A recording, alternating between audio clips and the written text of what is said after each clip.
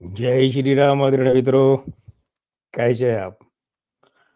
मैं लक्ष्मीपुत्र डॉक्टर कुमार गणेश, जयपुर बीकानेर से।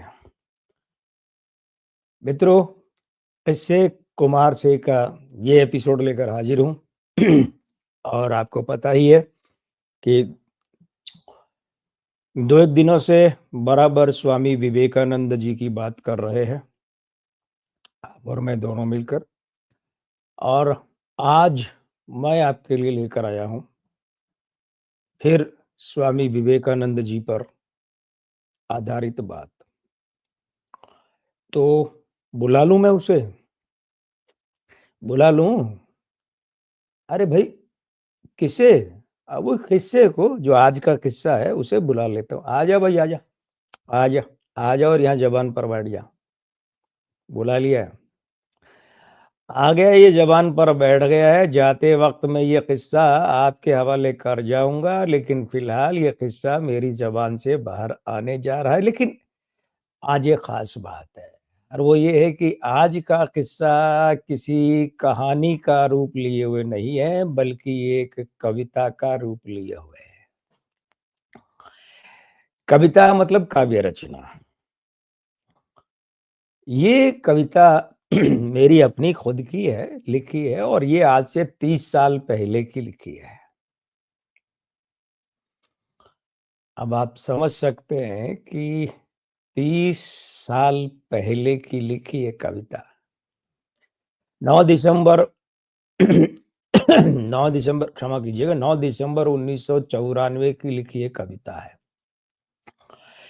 और कविता का प्रसंग वही है जो आपसे कल ज़िक्र किया था।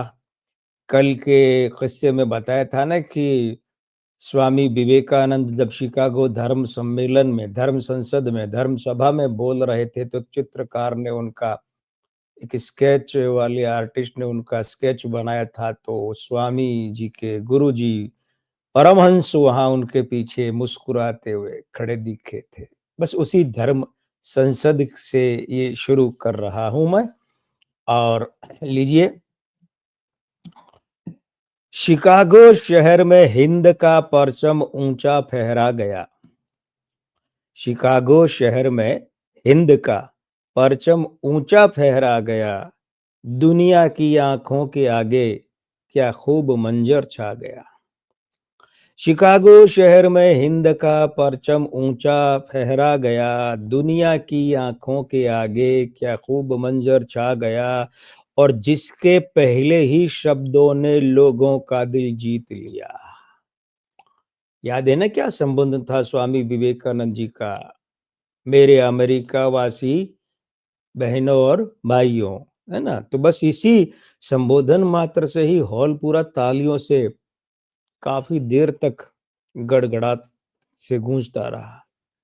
तो वही है कि जिसके पहले ही शब्दों ने लोगों का दिल जीत लिया, सामईन में जोश की लहरें वो दौड़ा गया। सामईन मतलब श्रोताओं, सामईन में जोश की लहरें वो दौड़ा गया। और पूत के तो पांव पलने में नजर थे आ गए।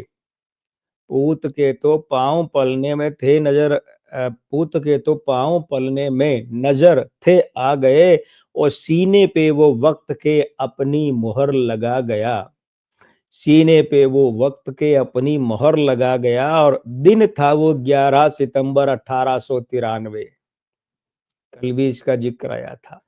दिन था वो 11 सितंबर 1893। हॉल कोलंबस में 4,000 दिल महका गया। शिकागो शहर में कोलंबस हॉल में उस दिन 4,000 लोग वहां बैठे थे। और सारा विवरण देखिए कि दिन था वो 11 सितंबर 1893। हॉल कोलंबस में 4,000 दिल महका गया। और सुर्ख रंग के कपड़े थे और गोरे मुख पे पीला साफा। उस दिन जब ये लिखी ना 30 साल पहले, तो यहाँ सुर्ख शब्द काम लिया था। आज आपके सामने रखते हुए मैं इस सुर्ख को हटाकर इसकी जगह भगवा लिख देता हूँ, क्योंकि उनकी पहचान भगवा रंग था।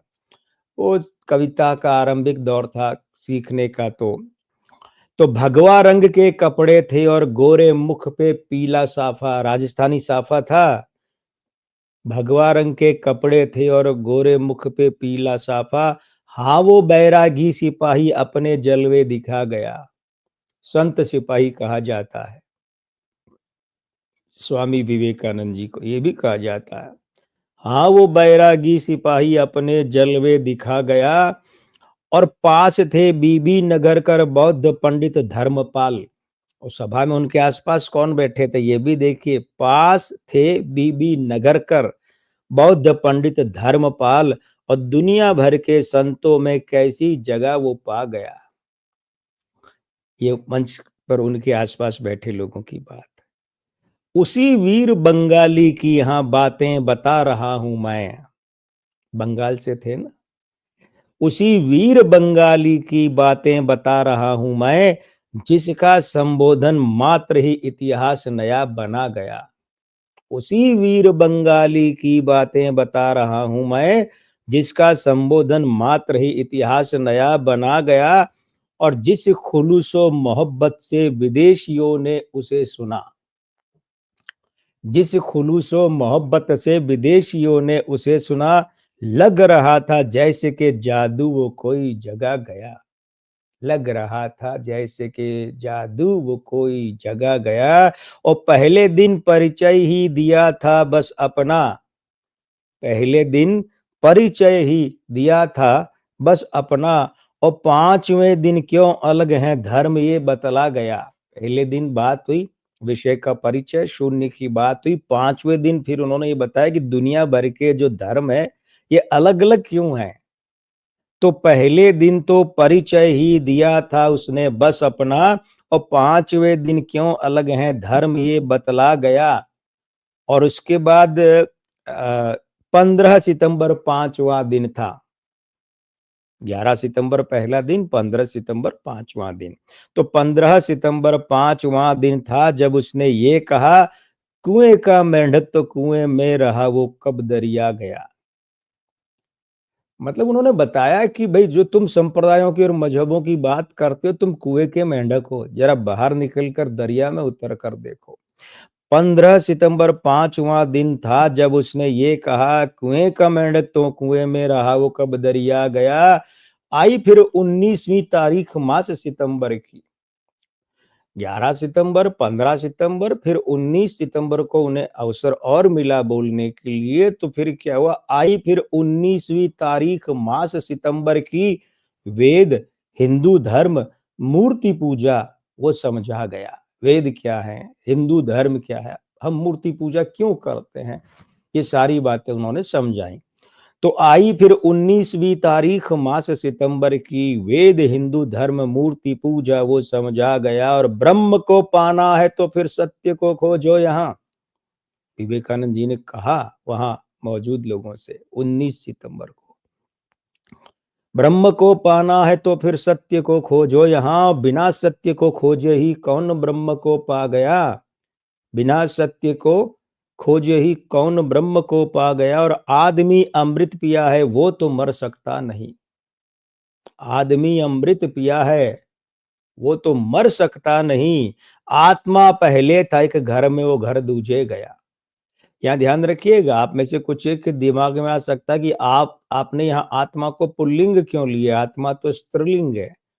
हाँ है, हिंदी भाषा में आत्मा जो है वो स्त्रीलिंग है और संस्कृत में पुल्लिंग है। इसलिए बी.आर. चोपड़ा ने अपने महाभारत धारावाहिक में कृष्णोपदेश जो है श्रीमद् भगवद गीता का भाग, उसमें प्रभु श्री कृष्ण यानी कि श्री भगवान के मुख से आत्मा को पुल्लिंगी कहा है, वो रूप यहाँ लिया है। आदमी अमृत पिया है वो तो मर सकता नहीं। और आत्मा पहले था एक घर में, वो घर दूजे गया। और बुद्ध पुरस्ती पहली सीढ़ी है प्रभु तक जाने की, मूर्ति पूजा। तो उन्होंने कहा था जो मूर्ति पूजा का विरोध करते थे उनका प्रतिवाद किया। और विवेकानंद जी ने कहा कि मूर्ति पूजा यानी बुद्ध परस्ती पहली सीढ़ी है प्रभु तक जाने की। हर सफर का राज ये नीचे से वो ऊपर गया। हर सफर का राज ये नीचे से वो ऊपर गया। और सर आंखों पे रखा इस दुनिया ने उसको कुमार। सर आंखों पर रखा इस दुनिया ने उसको कुमार, उसको मतलब किसे? स्वामी जी को, स्वामी विवेकानंद जी को। तो सर आंखों पे रखा इस दुनिया ने उसको कुमार, दुनिया भर में वो जवां विवेकानंद जाना गया। दुनिया भर में वो जवां विवेकानंद जाना गया और शिकागो शहर में हिंद का परचम ऊंचा फहरा गया। दुनिया की आंखों के आगे क्या खूब मंजर छा गया। ऐसे अद्भुत व्यक्तित्व थे स्वामी विवेकानंद।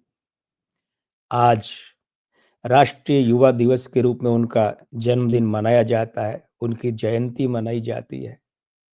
आज स्वामी जी की जयंती पर उनके श्री चरणों में कोटि कोटि नमन। उनकी भावनाएं, उनका राष्ट्रवाद पूरे देश में छाए, कण कण में व्याप्त हो, यही कामना है। अगले 2-3 दिन और स्वामी जी के ही किस्से लेंगे, मैं आपके सामने रखूंगा। आज का किस्सा इस कविता के रूप में आपको सौंपते हुए यही कहूंगा कि अगर ये किस्सा अच्छा लगा है तो वीडियो पसंद कीजिए, चैनल को सब्सक्राइब कीजिए, नहीं भी लगा है तो अपना स्नेह बनाए रखिए। मैं लक्ष्मीपुत्र डॉक्टर कुमार गणेश, जयपुर बीकानेर से, प्रणाम।